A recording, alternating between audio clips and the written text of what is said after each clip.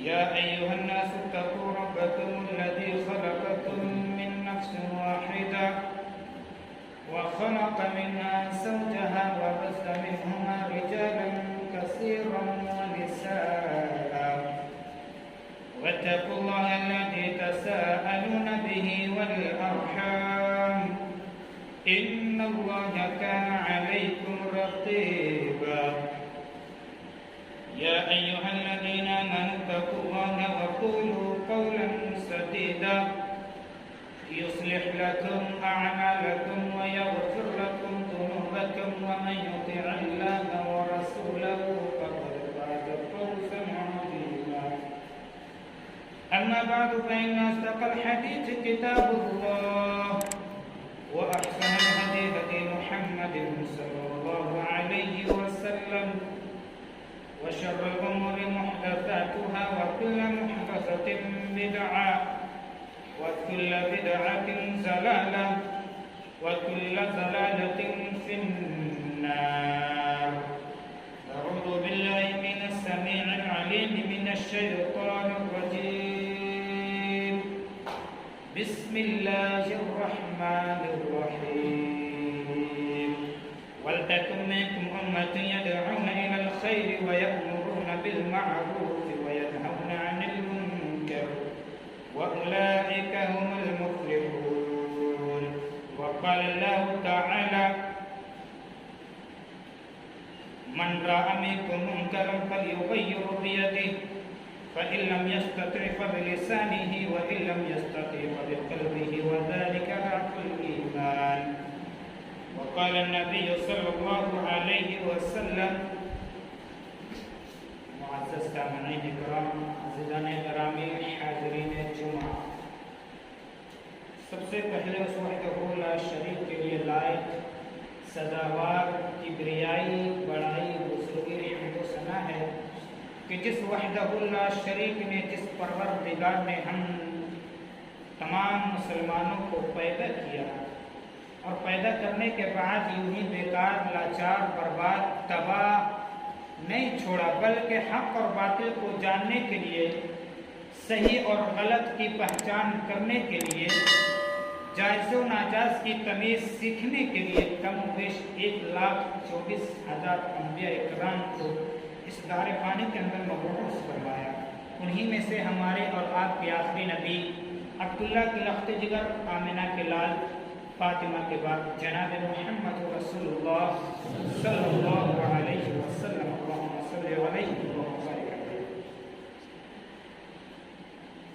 معزز سامعین کرام، میں نے 2 جمعہ سے آپ کے سامنے خطابت کر رہا ہوں. یہ تیسرا جمعہ ہے. پہلے جمعہ میں آپ کو بھائی چارہ کی دعوت دیا، اسلامی تعلق سے قرآن و حدیث کے روشنی میں. جب بھائی چارہ قائم ہونے کی کوشش ہوئی تو اس کے بعد میں نے آپ کو آپ کا حق یاد دلایا کہ پڑوسیوں کا حق کیا ہے، رشتہ داروں کا حق کیا ہے، بیٹے کے باپ کے اوپر کیا حق ہے، باپ کے بیٹے کے اوپر کیا حق ہے، میاں کے شوہر کے اوپر کیا ہے، شوہر کے بیوی کے اوپر کیا حق ہے. آئیے آج میں آپ کو کی ذمہ داری یاد دلاتا ہوں. قرآن مقدس نے فرمایا وَتَكُنْ مِنْكُمْ أُمَّةٌ يَدْعُونَ إِلَى الْخَيْرِ، کہ مسلمانوں تم ایک بہترین امت ہو. یاد رکھے گا، اگر کسی کو کوئی چیز کا لقب ملتا ہے، ڈی ایس پی ہو، آئی ایس پی ہو، انجینئر ہو، اسی طریقے سے کسی کو اگر کوئی چیز کا عہدہ ملتا ہے، پرنسپل ہو، کسی بھی دنیاوی اعتبار سے اگر کسی کا کوئی عہدہ ملتا ہے، لقب ملتا ہے، تو اس کو کچھ ذمہ داریاں بھی ملتی ہے. تو ہمیں خیر کا لقب ملا ہے کہ امت محمدیہ تم ایک بہترین امت ہو، افضل امت ہو. تم پیدا کس لیے کیے گئے ہو؟ امر بالمعروف اور نہی عن المنکر کی ذمہ داری کو نبھانے کے لیے. اس کا معنی ہوتا ہے کہ تم پیدا کیے گئے ہو نیکیوں کے طرف حکم دینے کے لیے اور برائیوں سے روکنے کے لیے. یاد رکھیے گا مسلمانوں، جب ایک انسان کے اندر 1-2 بیماری ہوتی ہے تو ڈاکٹر اس کا اچھے طریقے سے علاج کر دیتا ہے، ترنت اس کو شفا میں تبدیل ہو جاتی ہے. لیکن یہی انسان کے اندر جب ایک نہیں بہت طرح کی قسم کی جب بیماریاں مبتلا ہوتا ہے، جب ایک انسان کے اندر کئی قسم کی بیماریاں جب اس کے اوپر عائد ہو جاتی ہے تو ڈاکٹر کو سمجھ میں نہیں آتا کہ اس کو کون سا دوا دوں، اس کا کیسا علاج کرو کہ اس کا بیماری شفا میں تبدیل ہو جائے، اس کے شریر سے، اس کے باڈی سے اس کا بیماری دور ہو جائے۔ اسی طریقے سے ہمارے معاشرے کے اندر ایک دو نہیں کئی طرح کے برائیاں برپا پیدا ہو گئی، کئی طرح کے گناہ کے کام شروع ہو گئے۔ ایک دو برائیاں ہوتی تو ختم ہو جاتی نہ، لیکن ہمارے معاشرے کے اندر اتنے سارے برائیاں پیدا ہو گئی، اتنے سارے برائیاں برپا پیدا ہو گئی کہ ہمیں بھی نہیں سمجھ میں آتا کون سا درس دوں، کون سا حدیث سناؤں، یا ان کو بتاؤں، قبر کا عذاب سناؤں، جہنم کی سختیاں سناؤں، محشر میدان کا واقعہ سناؤں، ایسا کون سا بات کہوں کہ بھولے بھالے عوام کے اندر سے، ہمارے معاشرے کے اندر سے برائیاں ختم ہو جائیں؟ نہیں آتا ہے سمجھ میں۔ اس لیے آج میں آپ کے سامنے دو اہم اسباب لے کر کے آیا ہوں۔ انشاءاللہ اگر یہ دو چیز ہمارے اندر اگر آ جائے گی تو ہمارے معاشرے سے برائیاں کچھ نہ کچھ کم ہو جائے گی۔ اس میں سے پہلا کیا ہے؟ انی اخاف اللہ، اللہ کا ڈر۔ یاد رکھیے گا ہمارے اندر سے اللہ کا ڈر نکل چکا ہے، اللہ کا خوف ہمارے اندر سے نکل چکا ہے، تقوی الہی ہمارے اندر سے فراموش ہو گئی ہے۔ قسم خدا کی اگر ہمارے اندر اللہ کا ڈر، تقوی الہی ہوتی تو ہمارے اندر برائیاں نہیں نظر آتی۔ وہ کون لوگ تھے جو رات کو 2:30-3 بجے اٹھ کر کے تقوی الہی یاد کیا کرتے تھے؟ وہ کون لوگ تھے جو رات کو 3 بجے اٹھ کر کے قبرستان جا کر اپنی موت کو یاد کیا کرتے تھے؟ وہ کون لوگ تھے جو رات کو 3 بجے اٹھ کر کے قبرستان جا کر کے اپنی آخرت کو یاد کیا کرتے تھے؟ یحییٰ ابن ایوب کا واقعہ آپ نے سنا ہوگا۔ یہ کون سا ایمان تھا، یہ کون سا جذبہ تھا، یہ کون سا تقوی الہی تھا کہ رات کو 2:30-3 بجے ہوں گے یحییٰ ابن ایوب اپنے گھر سے نکلتے ہیں، خراسان کا دروازہ ہے، سامنے ان کا قبرستان نظر آتا ہے۔ یحییٰ ابن ایوب یہی رات کو 2:30-3 بجے ہوں گے، گھر سے نکلتے ہیں، سامنے ان کا قبرستان نظر آتا ہے۔ قبرستان کے دروازے پہ جا کر کے بیٹھ کر کے اپنی موت کو یاد کیا کرتے ہیں، موت کو یاد کر رہے ہیں۔ اچانک ان کی نظر قبرستان کے اندر ایک اور آدمی کے اوپر نظر پڑی جو پہلے سے قبرستان کے اندر موجود تھا۔ یحییٰ ابن ایوب کی نظر جب اس شخص کے اوپر پڑی، وہ شخص قبر کو دیکھتے جا رہا ہے، روتے جا رہا ہے، قبر کو دیکھتے جا رہا ہے، روتے جا رہا ہے۔ تو سب سے زیادہ ٹوٹی ہوئی قبر، تو سب سے زیادہ پھٹی ہوئی قبر، تو اس قبر کے پاس جا کر وہ بیٹھ جاتا ہے۔ یحییٰ ابن ایوب یہ واقعہ، یہ منظر دیکھ رہا تھا، کہا میں تو یہاں اکیلے آیا تھا، لیکن یہاں کوئی اور بھی اللہ کا بندہ ہے جو پہلے سے قبرستان کے اندر موجود ہے۔ یحییٰ ابن ایوب قبرستان کے اندر داخل ہوتے ہیں، جاتے ہیں، جا کر کے پیچھے سے تھپ تھپاتے ہیں، وہ شخص پیچھے مڑا، یحییٰ ابن ایوب پہچان لیے، کہیں تم تو سعدون ہو۔ وہ شخص جو ایسے یحییٰ ابن ایوب کا جگری دوست نکلا۔ یحییٰ ابن ایوب کہتے ہیں اے سعدون، تو رات کو 2:30-3 بجے قبرستان کے اندر کیا کر رہا ہے؟ سعدون کہتے ہیں اے یحییٰ، میں اپنی موت کو یاد کرنے کے لیے، اپنی آخرت بنانے کے لیے، تقوی الہی یاد کرنے کے لیے، اللہ کا ڈر خوف پیدا کرنے کے لیے میں قبرستان کے اندر آیا ہوں، اپنی آخرت بنانے کے لیے قبرستان کے اندر آیا ہوں۔ یحییٰ ابن ایوب کہتے ہیں اے سعدون، تو بھی تو موت کو یاد کرنے کے لیے آیا ہے، میں بھی موت کو یاد کرنے کے لیے آیا ہوں، آؤ آ کر کے آج اپنی آخرت کو بنا لیتے ہیں، اس سے بابرکت کوئی جگہ نہیں ہے آخرت کو بنانے کے لیے، اس سے زیادہ پاک اس کی کوئی سرزمین نہیں ہے اپنی موت کو یاد کرنے کے لیے۔ یحییٰ ابن ایوب کہتے ہیں اے سعدون، کیا یہ وہی ہڈیاں ہیں جو کل میری طرح تھی، لیکن آنے والے کل میں میری ہڈیاں ان کی طرح ہو جائیں گی؟ اے سعدون، کیا یہ وہی کھوپڑیاں ہیں، کیا وہی شریر کی کھوپڑیاں جو کل میری طرح سوچا کرتی تھی، لیکن آنے والے کل میں میری کھوپڑی ان کی طرح ہو جائے گی؟ یہ کہتے جاتے، روتے جاتے، ایک ایک ہڈیوں کو دیکھ کر کے روتے جاتے، ٹوٹی پھوٹی قبر کو دیکھ کر کے روتے جاتے، اور اچانک ایک دردناک چیخ مارتے اور بے ہوش ہو جاتے۔ سعدون کے ساتھ میں ہوش دلاتے اور کہتے ہیں اے یحییٰ، تو موت کو یاد کرنے کے لیے آیا تھا، تو آخرت بنانے کے لیے آیا تھا، تو تقوی الہی یاد کرنے کے لیے آیا تھا، اپنے اندر اللہ کا خوف پیدا کرنے کے لیے آیا تھا۔ کاش تو بے ہوش ہوا، کاش تو اگر مر جاتا، اگر آج تیری روح پرواز ہو جاتی، اگر تو مر جاتا تو اس سے بابرکت تیری موت نہیں ہوتی، اس سے پاکیزہ تیری موت نہیں ہوتی، کیونکہ اگر تو مرتا تو تقوی الہی پیدا کرتے ہوئے مرتا، اگر تو مرتا تو آخرت بنانے کے لیے مرتا۔ कौन लोग थे जो रात को 2:30-3 बजे कब्रिस्तान जा करके तकवा इलाही पैदा करते थे? जब इनके अंदर ये जज्बा, ये शौक आए तो अल्लाह ने इनको दिलों को साफ कर दिया। जब ये जज्बा, ये शौक, ये ईमान इनके दिलों के अंदर आई तो अल्लाह ने इनको पाक कर दिया और फरमाया रज़ियल्लाहु अन्हुम व रज़ू अन्हुम, जा बंदे तू हमसे राज़ी हो गया। पहला सबब है हमारे मुआशरे के अंदर बुराई होने का कि आज हमारे अंदर अल्लाह का डर, अल्लाह का खौफ निकल चुका है। आज हमारे अंदर से तक़वा इलाही खत्म हो चुकी है। मुर्दों की तरह जिंदगी हम गुजार रहे हैं। याद रखिएगा, ये पहला सबब है हमारे मुआशरे के अंदर बुराई फैलने का।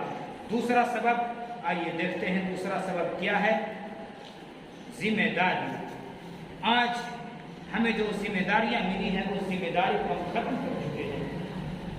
अल्लाह ने जिस वास्ते हमें पैदा किया कि जा मेरे बंदे, मैंने तुम्हें एक बेहतरीन उम्मत बनाया, लेकिन साथ में तुम्हें एक जिम्मेदारियां देता हूँ। वो जिम्मेदारियां क्या है? अम्र बिल मारूफ और नही अनिल मुनकर, कि मेरे बंदो जब तक तुम दुनिया में जिंदा रहो, जब तक तुम दुनिया में हयात में रहो, जब तक तुम्हारी जिंदगी में रूह चलती रहेगी, सांसें चलती रहेगी, तुम जो है नेकी को हुक्म देते रहो लोगों को और बुराई से रोकते रहो, बुराई को रोकते रहो। लेकिन आज ये जिम्मेदारियां भी हमारे अंदर से निकल चुकी है। याद रखिएगा, ये जिम्मेदारियां अगर हमारे अंदर नहीं है तो हम कामयाब नहीं है। कल क़यामत के दिन याद रखिएगा, वो घर के गार्जियन सुने, अपने घर में टीवी रख करके अपने घर के औरतों को माहौल बिगाड़ने वाले सुनो, अपने बच्चों के हाथ में मोबाइल देकर के उनकी जिंदगी बर्बाद करने वाले सुने, अपनी बच्चियों के हाथ में मोबाइल देकर उनकी आखिरत बिगाड़ने वाले सुने। कल क़यामत के दिन अल्लाह तबारक व तआला आपका हिसाब व किताब लेगा। फरिश्तों का हुक्म होगा, ओ फरिश्तों जा मेरे भला बंदे को जन्नत के अंदर दाखिल कर दे। फरिश्ते आपको जन्नत की तरफ लेकर के जाएंगे। जन्नत के दरवाजे पे नहीं पहुंचेंगे, उधर से आपका बेटा करके कहेगा, ऐ अल्लाह आज तो अदल का दिन, आज इंसाफ का दिन है। अल्लाह कहेगा, मेरे बंदे पता तेरे साथ क्या इंसाफ करूं? आपका बेटा, आपका घर वाला, आपके बीवी, आपके बच्चे, आपकी बच्चियां, आपके माँ बाप आपके मुखालिफ में खड़े हो जाएंगे, कहेंगे ऐ अल्लाह आज तो उन लोगों को भी इंसाफ मिलेगा। अगर एक सींग वाली बकरी ने अगर सींग वाली बकरी को मारा होगा दुनिया में तो अल्लाह उसे भी इंसाफ दिया जाएगा। अल्लाह जानवरों के साथ अदल किया जाएगा तो हम तो इंसान है, अल्लाह तो तेरा बेहतरीन उम्मत है, अल्लाह मुझे भी इंसाफ चाहिए। अल्लाह कहेगा बोल मेरे बंदे तुझे कैसे इंसाफ दूं? आपके बेटे, आपके बीवी, आपके बच्चे कहेंगे ऐ अल्लाह आज जो जन्नत की तरफ जा रहा है दुनिया के अंदर वो मेरा बाप था। ऐ अल्लाह आज जो जन्नत की तरफ जा रहा है अल्लाह दुनिया के अंदर वो मेरा शौहर था। ऐ अल्लाह आज जो जन्नत की तरफ जा रहा है दुनिया के अंदर वो मेरा बाप था, दुनिया के अंदर वो मेरा शौहर था, दुनिया के अंदर वो मेरे घर के गार्जियन था, वो खुद नमाज पढ़ा करता था, वो खुद कुरान की तिलावत किया करता था। ऐ अल्लाह दुनिया के अंदर हमने बहुत बड़े बड़े गुनाह किए लेकिन वो मेरा बाप मुझे कभी रोका नहीं, वो मेरा शौहर मुझे कभी रोका नहीं, वो घर के अंदर गार्जियन था, वो घर के अंदर मेरा बाप था, वो घर के अंदर मेरा शौहर था। ऐ अल्लाह उसने तो बड़े बड़े नेक अमाल किए जिसकी वजह से वो जन्नत की तरफ जा रहा है। दुनिया के अंदर मुझे अगर रोका रहता, दुनिया के अंदर मुझे नमाज की ताकीद किया करता, दुनिया के अंदर अल्लाह मुझे रोका करता तो आज मैं उसके साथ जन्नत में जाता। ऐ अल्लाह मुझे इंसाफ चाहिए, अल्लाह मुझे इंसाफ चाहिए। इतना कहने तक उधर से आपके पूरे घर वाले आ जाएंगे, आपके पड़ोसी आ जाएंगे, आपके घर वाले, आपके रिश्तेदार कहेंगे अल्लाह दुनिया के अंदर वो मेरे घर के करीब ही रहता था, दुनिया के अंदर उसके पास इल्म था क्या गलत है क्या सही है, दुनिया के अंदर उसको सब मालूम था, हम तो नादान थे, अल्लाह हम तो पढ़े लिखे नहीं थे, हमारे पास इल्म नहीं था, लेकिन दुनिया के अंदर वो मुझे कभी ताकीद नहीं किया, दुनिया के अंदर वो मुझे कभी बोला नहीं, दुनिया के अंदर मुझे कभी बुराइयों पे कंट्रोल करने के लिए नहीं कहा। काश कि दुनिया के अंदर वो मुझे कहा होता, दुनिया के अंदर मुझे मना किया होता तो आज उसके साथ हम भी जन्नत में जाते। अल्लाह का हुक्म होगा फरिश्तों उस बंदे को वापस करो और उसके हाथ से जन्नत की टिकट लेकर के जहन्नम की टिकट डालकर उसे जहन्नम में फेंक। कहाँ गया हमारा नमाज, कहाँ हमारा गया नमाज?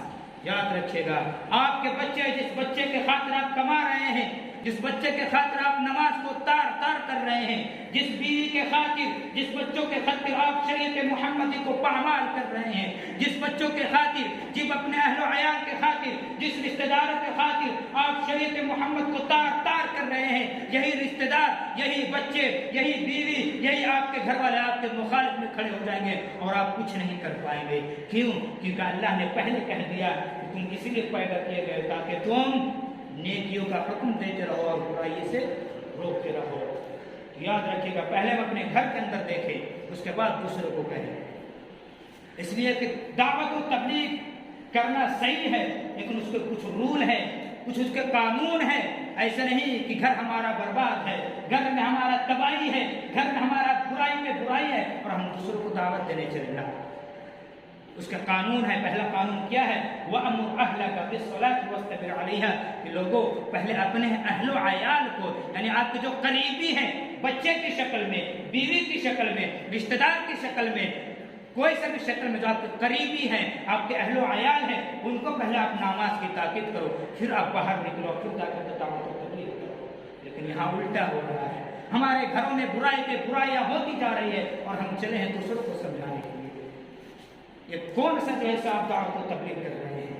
یہ کون سا شریعت محمدی کا جو ایسے اعلان کر رہے ہیں؟ نہیں، ایسا نہیں ہے میرے بھائیو۔ یاد رکھیے گا، وہ بنی اسرائیل قوم جو اللہ کا بہت پیارا قوم تھا، یاد رکھیے گا وہ بنی اسرائیل قوم، وہ بنی اسرائیل کی قوم جب بھوک سے تڑپا تو اللہ نے اوپر سے کھانا کھلایا۔ وہی بنی اسرائیل کے قوم جو پانی کی شدت سے تڑپا تو اللہ نے برسات کو برسایا۔ وہی بنی اسرائیل کے قوم جب دھوپ کی شدت سے تڑپا تو اللہ نے دھوپ کے نیچے بادل کو لا دیا۔ میرے بنی اسرائیل کے قوم، تم میرے بہت پیارے قوم ہو، میں تمہیں پریشانی کے حالت میں نہیں دیکھ سکتا، لیکن یہی ذمہ داری کی وجہ سے وہ بنی اسرائیل کے قوم ہلاک و برباد ہوئی۔ یاد رکھیے گا، اللہ نے کہا میرے بنی اسرائیل کے لوگوں، سنیچر کے تم مچھلی کے شکار کرنے مت جانا۔ سنیچر کے دن یعنی سیٹرڈے کے دن تم مچھلی کا شکار کرنے مت جانا، اللہ کا حکم ہویا۔ یاد رکھیے گا، وہی بنی اسرائیل کے اندر 3 گروہ تھی، 3 جماعت تھی۔ اس بنی اسرائیل کے اندر 3 گروہ، 3 جماعت تھی۔ ایک نے جو ہے سے مچھلی کا شکار کرنے کو چلا گیا، دوسرا گروہ منع کیا کہ میرے پیارے ساتھیوں، اللہ کا بہت بڑا ہمارے اوپر احسان ہے، مت جاؤ، اللہ نے منع کیا ہے۔ لیکن دوسری گروہ نے، دوسری جماعت نے منع کیا اور منع کرنے کے بعد چھوڑ دیا۔ اور تیسری جو گروہ تھی، تیسری جو جماعت تھی، تیسرے لوگ جو تھے، وہ اس وقت تک منع کرتے رہے جب تک کہ سنیچر سے اتوار نہیں ہوا، جب تک کہ سیٹرڈے سے سنڈے نہیں ہوا، اس وقت تک منع کیے۔ اللہ کا عذاب آیا، اللہ کا عذاب آیا، اللہ نے 2 گروہ کو برباد کر دیا، اللہ نے 2 گروہ کو ہلاک کر دیا۔ اللہ کا عذاب آیا، 2 گروہ کا چہرہ، 2 گروہ کا جیسے شکل اللہ نے سور اور بندر کے بنا دیا۔ کیوں؟ کیونکہ دوسری جماعت نے بھی تو منع کیا تھا، لیکن کب تک منع کیا؟ 1 بار منع کیا، 2 بار منع کیا، پھر چھوڑ دیا۔ اس سے پتا چلا کہ ہمیں بھی اس وقت تک منع کرنا ہے جب تک کہ ہماری روح باقی رہے۔ ایسا نہیں کہ ہمارے معاشرے کے اندر کوئی عورت میں فحاشی ہے، اگر ہمارے معاشرے کے اندر کوئی نوجوان بگڑے ہیں تو ان کو منع کر کے 2 بار چھوڑ دے یا 2 سال 3 سال بول کر کے چھوڑ دے۔ ایسا نہیں ہے میرے پیارے ساتھیوں۔ جب تک آپ کے اندر روح کی سانسیں چلتی رہے گی، جب تک آپ دنیا کے اندر زندہ ہیں، جب تک آپ کی روح چلتی رہے گی، جب تک آپ کی سانس چلتی رہے گی، آپ کو منع کرنا ہے، چاہے اس کے لیے آپ کو تکلیفیں پڑی، چاہے اس کے لیے آپ کو گالیاں سہنی پڑے، چاہے اس کے لیے آپ کو مار کھانا پڑے، لیکن آپ کو منع کرتے رہنا ہے، چاہے آپ کے کوئی ہو، گاؤں کے لوگ ہو، گھر کے لوگ ہیں۔ ایسا نہیں کہ 2-3 بار کہیں پھر منع کر دینا، پکڑ میں آ جائیں گے۔ یاد رکھیے گا، یہی ذمہ داری آخری سانس تک نبھانے والے کون؟ عمر فاروق۔ یاد رکھیے گا، جس کے بارے میں اللہ کے نبی صلی اللہ علیہ وسلم کہا تھا، ما کان بعده النبی یا عمر، لوگوں میرے بعد اگر کوئی نبی ہوتا، لوگوں میرے بعد اگر کوئی نبی آنے والا ہوتا، میرے بعد اگر اللہ نے کسی کو نبی بناتا تو وہ عمر ہوتا۔ وہ عمر کا کیا حال ہے دیکھتے ہیں ذرا۔ یہی عمر فجر کی نماز پڑھا رہے ہیں، لؤلؤ نام کا، لؤلؤ نام کا کافر پہلے ساتھ میں چھپا ہوا ہے خنجر لے کر کے، فجر کے نماز پڑھا رہے عمر فاروق۔ اب لؤلؤ نام کے کافر خنجر لے کر کے پہلی صف میں چھپا ہوا ہے۔ جیسی نماز شروع کرتے وہ کافر جیسے خنجر بھونک دیتے، پیچھے سے وار کر دیتے، عمر فاروق گر جاتے، بے ہوش ہو جاتے۔ خنجر آر پار ہو چکی ہے، خنجر آر پار ہو چکی ہے۔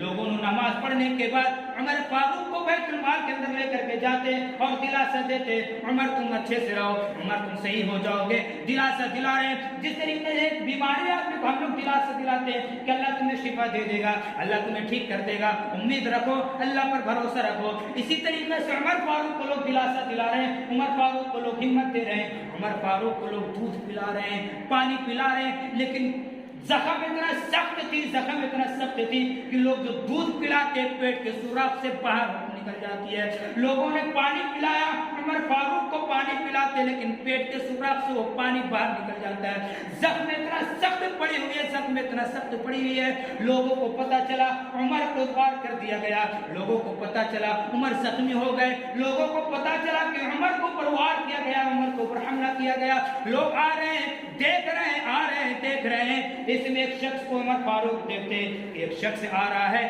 جس کا اعزار، جس کا لنگی ٹکنا سے نیچے، عمر کی نظر پڑی اس شخص کے اوپر، کہا، بلایا، میرے بھائی، میرے دوست ادھر آ۔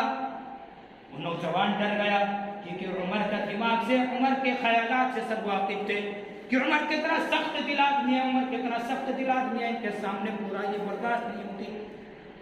وہ نوجوان ڈر گیا۔ عمر فاروق بولے، میرے بھائی ڈر مت، قریب تو آ۔ وہ شخص قریب گیا۔ عمر کہنے لگے، او میرے بھائی، تم نے اللہ کے نبی صلی اللہ علیہ وسلم کی حدیث سنی ہے کہ دنیا کے اندر تم برائیوں سے روکتے رہو، آج میری آنکھوں کے سامنے تمہارا اعزار، تمہارا لنگی ٹکنا سے نیچے ہے، اللہ کے واسطے تم اسے اوپر کر لو، کیونکہ عمر کا نظر اس کے اوپر پڑ گیا ہے۔ اگر میں تجھے منع نہیں کیا، اگر میں نے تجھے نہیں روکا تو کل قیامت کے دن میرا گریبان پکڑ لیا جائے گا، عمر کو پکڑ لیا جائے گا۔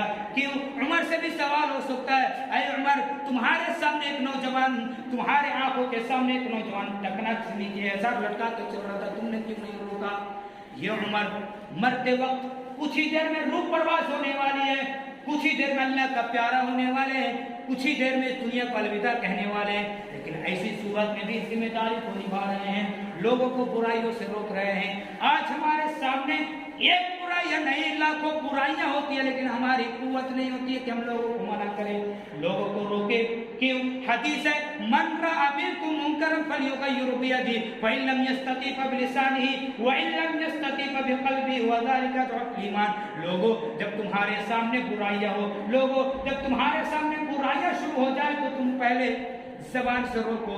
من رأى منکم منکرا، اگر تمہارے سامنے برائیاں شروع ہو جائے تو تم زبان سے روکو، زبان سے اگر وہ نہیں رکتا تو اپنے ہاتھ سے روکو، اگر ہاتھ سے وہ نہیں رکتا ہے تو دل میں برا جانو۔ دل میں برا جاننے کا مطلب کیا ہے کہ ایک آدمی 400 کی باراتی لے کر کے جا رہا ہے، 200 کی باراتی لے کر کے جا رہا ہے، دل میں برا جاننے کا مطلب یہ ہے تم منع کرتے ہو، جھگڑا ہوگا، روکتے ہو، جھگڑا ہوگا، فساد ہوگا، تو سب سے کم درجہ کا گواداری کا ضعف الایمان، ایمان کی سب سے کم درجہ ہے کہ کم سے کم تم اس محفل میں شریک نہ ہو۔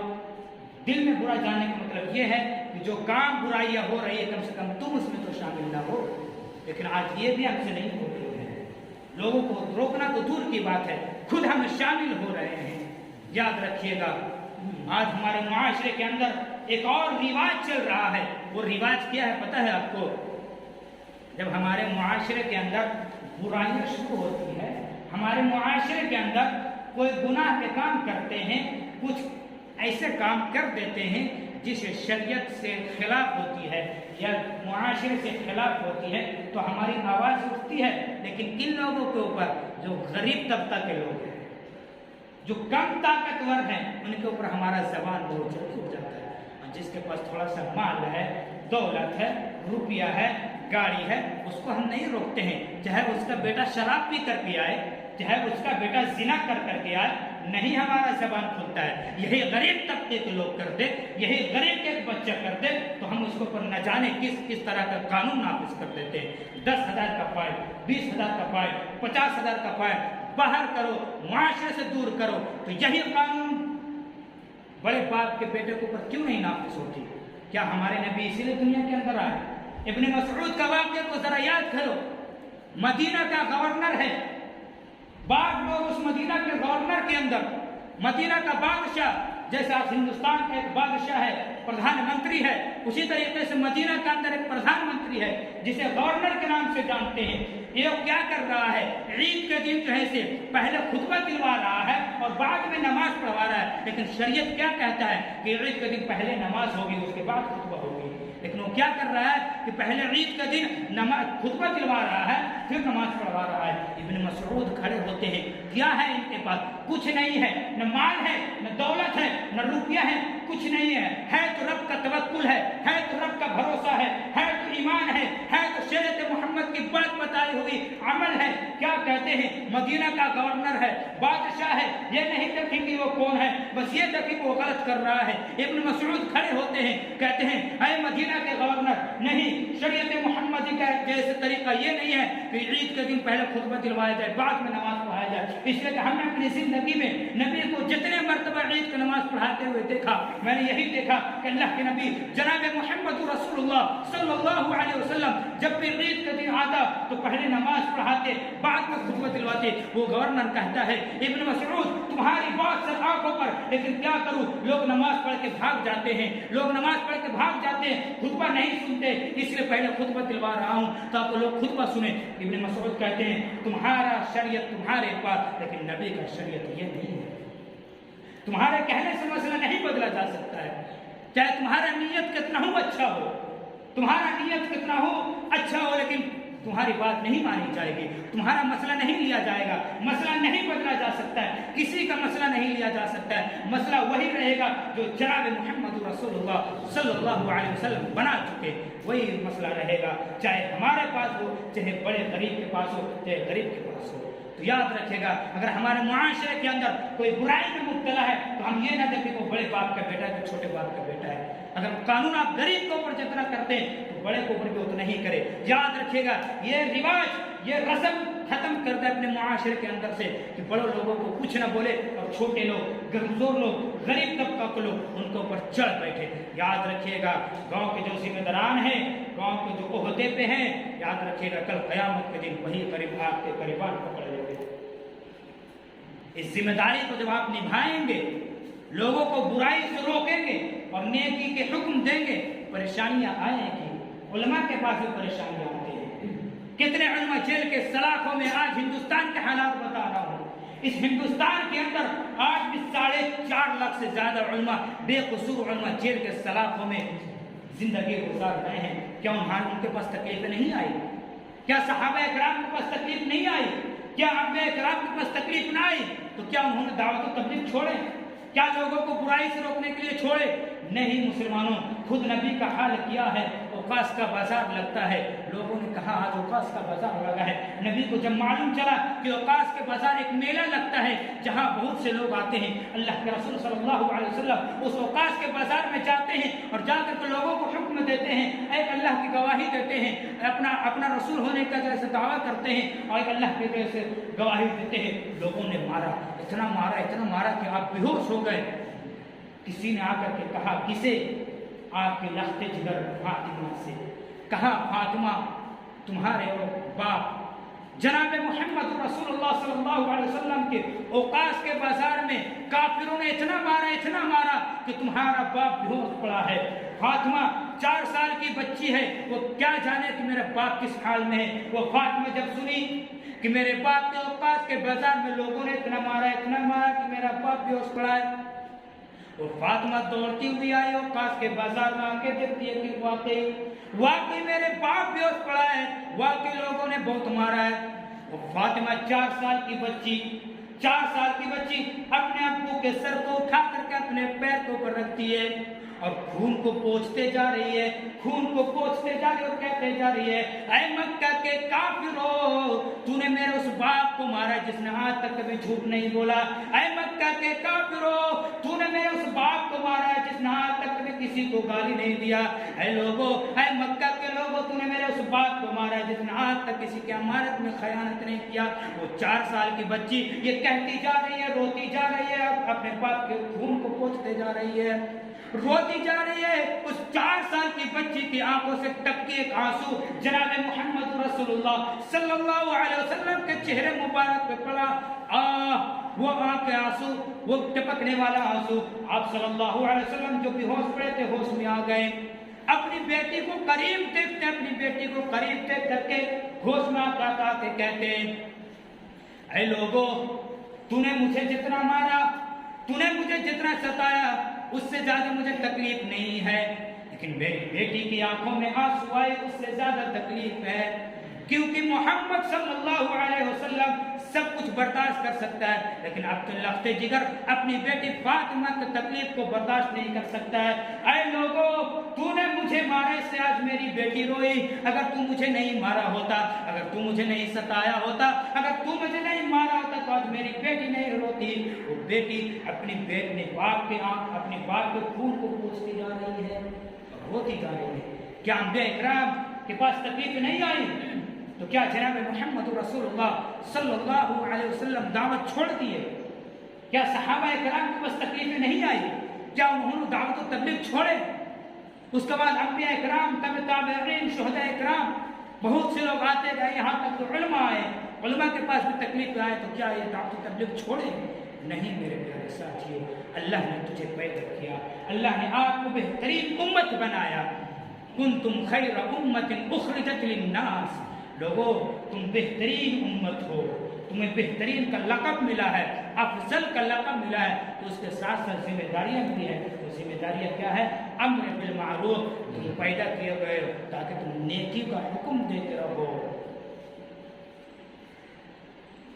امر بالمعروف اور نہی عن المنکر، اور تمہارے سامنے جب برائیاں ہو، تمہارے سامنے جب کوئی غلط کرے تو اس کو تم روکو، من راء منکم منکرا، لوگوں جب تمہارے سامنے کوئی برائی کرے تو اس کو زبان سے روکو، زبان سے نہیں مانتا ہے ہاتھ سے روکو، ہاتھ سے نہیں مانتا ہے تو اپنے دل میں برا جانو، وذالک ضعف الایمان، ایمان کا سب سے کم درجہ ہے کہ اپنے دل میں برا جانو، یہ سوچ کر اسے چھوڑ دو کہ یہ شیطان کا بھائی ہے، یہ سوچ کر اسے چھوڑ دو۔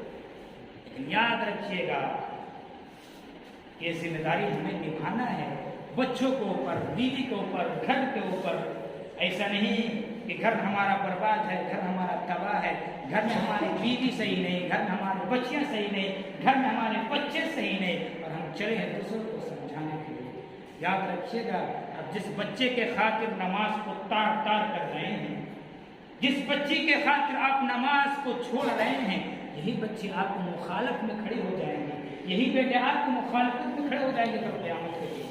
تو میرے پیارے ساتھیوں، میرے نوجوانوں، تمہیں ایک نسخہ بتا رہا ہوں، اس بات کو غور سے سنو میرے نوجوان ساتھیوں۔ اگر دنیا کے اندر تمہارے باپ کا کوئی کالر پکڑ لے، دنیا کے اندر تمہارے والد کے، تمہارے فادر کو گریبان پکڑ لے، تو کیا تم اس چیز کو برداشت کرو گے؟ نہیں کرو گے۔ کل قیامت کے دن تمہارے آنکھوں کے سامنے تمہارے باپ کے گریبان پکڑ کے جہنم کی طرف لے کر کے چلے جائیں گے، کیا تم اس چیز کو برداشت کرو گے؟ کیا تم اس چیز کو برداشت کرو گے؟ جو چیز تو ہم دنیا کے اندر برداشت نہیں کرتے، اگر آج آپ کے سامنے آپ کے باپ کو کوئی کالر پکڑ لے، کوئی گریبان پکڑ لے، یا کچھ بول دے، یا آپ کے باپ کو ہاتھ اٹھا دے، تو آپ اس چیز کو برداشت نہیں کرو گے، اور میں بھی برداشت نہیں کروں گا۔ دنیا کے اندر کوئی ایسا بیٹا نہیں ہے جو اپنے باپ، اپنے آنکھوں کے سامنے باپ کو ذلیل ہوتا ہوا دیکھے گا۔ کل قیامت کے دن آپ کی آنکھوں کے سامنے، آپ کی نظروں کے سامنے، آپ کے باپ کو کالر پکڑ کر آپ کو باپ کو گھسیٹتے ہوا فرشتے جہنم کے دہکتی ہوئی آگ میں پھینک دیں گے۔ کیا اس چیز کو برداشت کرو گے؟ نہیں کرو گے۔ جب اس چیز کو تم دنیا کے اندر برداشت نہیں کر سکتے ہو تو آخرت میں برداشت کرنے کی طاقت نہیں۔ پتا چلا کہ تم بھی نماز پابند ہو۔ باپ کے ساتھ ساتھ بیٹے کے اوپر بھی چاہیے کہ اپنے باپ کو جو ایسے قیامت کے دن جہنم کے اندر لوگوں کے سامنے شرمندگی ہونے سے محفوظ کرتے ہوئے ہم نماز کی تاکید کریں، نماز پڑھے، قرآن پڑھے۔ ہم منع نہیں کرتے ہیں کہ آپ جیسے دنیاوی کتاب نہ پڑھیں، دنیاوی کتاب جتنا علم ہے اس کو بھی حاصل کریں، لیکن ساتھ ساتھ قرآن کی بھی تلاوت کرتے رہیں۔ اخروی جو کتابیں ہیں جو کل قیامت کے دن کام آنے والی ہے اسے بھی آپ پڑھیں۔ پڑھنے نہیں آتا ہے کوشش کریں، پوچھیں، حافظ صاحب موجود ہیں، آپ سے زیادہ پڑھے لوگ ہیں، ان کے پاس آ کر کے قرآن پڑھیں۔ لوگوں اگر ایک پارہ نہیں ہوتا ہے، کچھ بھی ہوتا ہے، لیکن پڑھو، اللہ کے واسطے پڑھو، اللہ کے واسطے پڑھو، تو کل قیامت کے دن بہت سخت عذاب میں مبتلا ہو سکے۔ اللہ تبارک و تعالیٰ سے آخر دعا کرتے کہ بار اللہ ہم تمام مسلمانوں کو جب تک تو اس دنیا کے اندر حیات میں رکھ، جب تک اس دنیا کے اندر تو ہمیں زندہ رکھ، اس ذمہ داری کو نبھاتے ہوئے ہمیں زندہ رکھنے کی توفیق عطا۔ اے اللہ آج تیرا ڈر، تیرا خوف ہمارے دلوں سے نکل چکا ہے۔ اے اللہ آج ہم مردوں کی طرح زندگی گزار رہے ہیں، اے اللہ قبرستان میں پڑی ہوئی لاشوں کی طرح زندگی گزار رہے ہیں، اے اللہ ہمارے اندر انقلاب پیدا فرما دے، اے اللہ ہمارے اندر خلوص للہیت پیدا فرما دے، ہمارے اندر تیرا ڈر تیرا خوف پیدا فرما دے، اور اپنے ساتھ ساتھ اپنے زندگی کے عمل کے ساتھ ساتھ بچوں کی زندگی کو عمل بنانے کی توفیق عطا فرما دے، آمین۔ وآخر دعوانا ان الحمد للہ رب العالمین۔